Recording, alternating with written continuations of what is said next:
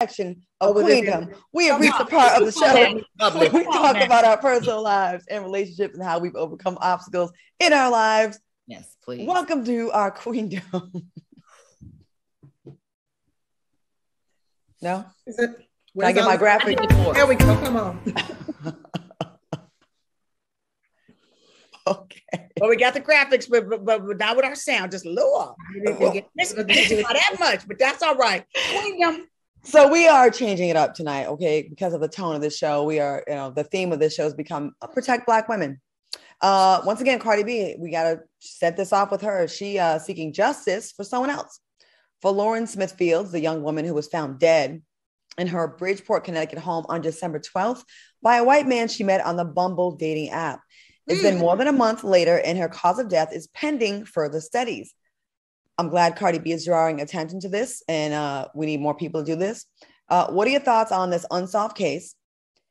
And what does it say about the lack of protection for our Black women? It seems like these cases, had it not been for Cardi B or people to make a big deal about it on social media, would be another one swept under the rug. Selena?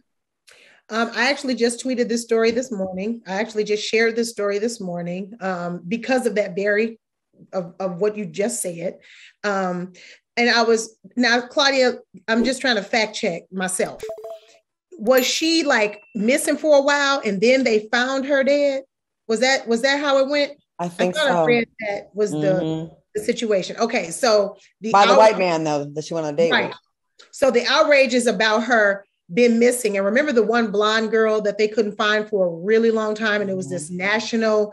It was girl Fox. It was everywhere. It was a national story. So the problem is this: why are we not valued the same way in media when something happens to us, unless it's messy and stupid?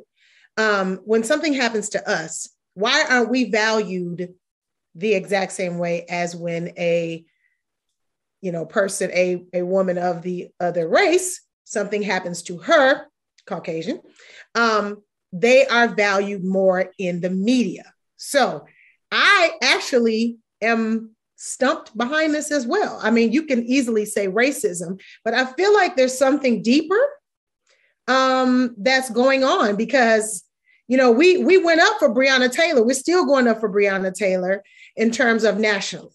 And I feel like media found that to be more of a catch for money making for people tuning in. I feel like it was something, more tangible for them to get a hold on to, for people to bandwagon with the Black Lives Matter, protect Black women. But are we really, truly trying to protect Black women if there's another woman over here and it's not the same thing? No, so we ain't protecting them. It's just a slogan. That's what I'm saying. Vivica, what do you think about this? It's just a slogan. Well, I actually saw this story this morning, and some of the things that I saw is that allegedly the police officers, they feel that they covered it up a little bit because it was a white man that, gave a little bit more time to either stage the scene. Like when I saw it, it just kind of blew me away because first of all, she was a very attractive sister. She really was. Mm-hmm. I want this to be a lesson for young ladies out there that go to these dating apps. You never know who is on there and what they may be lying about. It's very deceptive. Like I said, I'm old school. I need to see you and get sparks and then find out a little bit later. And you might be crazy. I need to keep on keeping it moving. But whites in your ass. You know what I'm saying? That's how I get, okay, tick, tick, boom, let me move on. Right. But with one ass going over here all night. Yes, okay, right. Tick, tick, boom over there. Let's keep this moving real quick. Lock his ass. But just be careful on these apps who you're allowing to come into your life. People are deceptive. They lie. They put up false pictures. They put up false livelihoods. Be careful on those apps out there. They feel like, and it is no difference between meeting somebody on the app and then going to meet them, and meeting somebody at the club for the first time. We gotta be careful, period.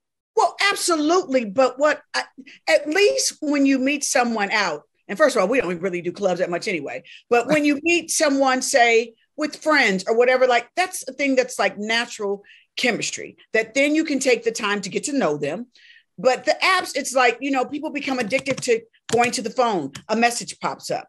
And then it's a whole thing of kind of like reeling you in. And then you let your guard down because you feel like you know each other. So then the next thing you know, you're meeting this stranger who you don't know that you're either allowed to either come to your house or, you know, just to be in your space. And it's dangerous. If you're a stalker or an abuser, apps are the perfect gifts for you. Absolutely. And really, so let me just tell y'all this quick story, because what Vivica was saying just sparked this, made me remember this. When I was in college, and this was when we first started having computers. I went to Drake University and we had computers in our dorm room. And so we were on those chats, you know, talking to people all over, right? That was like really starting to be the big deal. Now, this is like the 90s. And I remember I started talking to this one guy. He was Latino. He was fan too, right? So I started talking to this one guy. He was so nice and sweet. And I just really thought he was going to be a good guy. And, you know, wow. So he was from California. He flew all the way to Iowa to come see me, which should have been a red flag right there. But he flew all the way to Iowa to come see me. But I'm 19, 20. I'm thinking it's love. I'm 19. He comes to the dorm. He takes me out. Now, you could tell he was military. And he had like a buzz cut, like, he just looked kind of bananas, you know what I'm saying, in person. You see what I'm saying? But I was like, well, maybe not. So I go out with him. It was time for him to take me back to my room, my hotel, my dorm. So I'm sitting in the parking lot with him.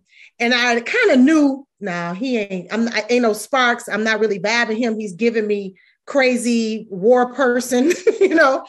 And I was like trying to explain to him that I probably, you know, we should be friends. When I told him I think we should be friends, girl, when I tell you he threatened my life, said he was going to drive me all the way back to California, said he was not going to let me go, start crying in the car. So I had to pretend that I was going to be, I was like, it's cool. You right. You know, I had to do that. I was like, let me go get my coat out I'm going to go get my clothes out the dorm. And then I'll come back. When I tell you I went to my dorm and hid and locked the door, told the RAs and everything, and hear from him, and he blew up my phone like a psycho. Yeah. A psycho. These people out here are crazy. And now they have apps to track people down. Real quick, before we go to break, I just want to correct it. I think we had a few of the facts wrong. I saw a bunch of different versions of this. They said they were dating at home. They had a date at the house, at her place. The next morning, he called 911, the date, and the police let him go. They're not telling the family the cause of death. Some people saying the family found a pill and a condom when they went to her apartment. The police never searched her apartment for any evidence and never charged the man. And the police officers didn't even collect evidence from her apartment. This case is crazy. This is all allegedly. I want to be caught up like Tasha K. Allegedly. Okay. Allegedly, there's a few different versions of the story. Listen, we're going to take a quick commercial break. We're going to get the real facts and figure it all out. There's been so many different versions of this story. We'll be right back with more of Cocktails with Queens after this.